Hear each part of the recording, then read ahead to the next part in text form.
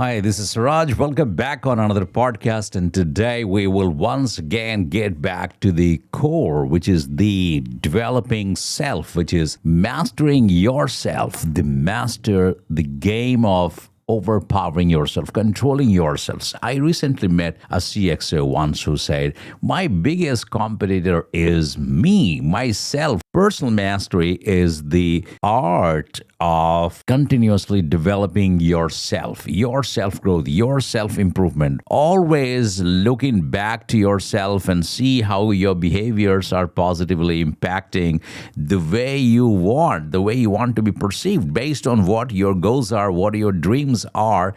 You start behaving that way. So that's what it matters. It is about aligning you to who you are with who you want to become. It's your past, in your present, and your future.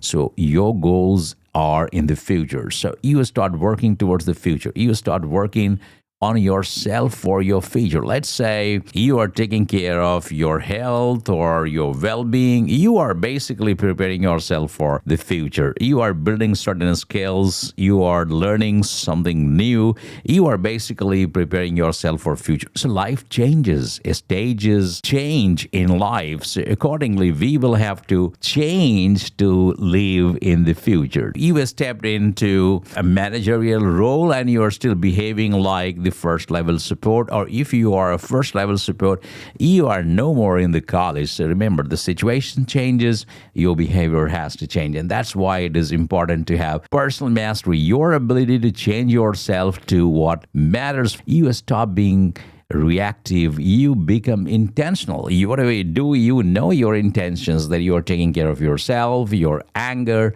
and you are keeping yourself cool. You are no more impulsive. Personal mastery builds kind of unshakable inner confidence. You have a choice to make. The natural tendencies are that you would get into negativity and you would get into reaction mode. That's natural. What is not natural is the intentional. That is when you build your inner strength to fight back and to change and make a decision that is important and pertinent in that situation, rather than reacting the way you react by being impulsive. That's not the way you do. Then you don't have the mastery. You are just an individual who is reacting to stimuli the way they are coming. So a lot of leaders crumble under pressure because they don't know themselves. They don't know their capabilities. They have not discovered themselves properly. They have not unleashed their talent. They have not tapped into their own potential. And that's when I say optimal performance is not the level you are performing today. There's no end. There's no dearth of potential and talent in any individual. It is when you recognize your potential and your talent and continue to grow and develop them, and you continue to level up your performance. So what does it mean to have personal mastery?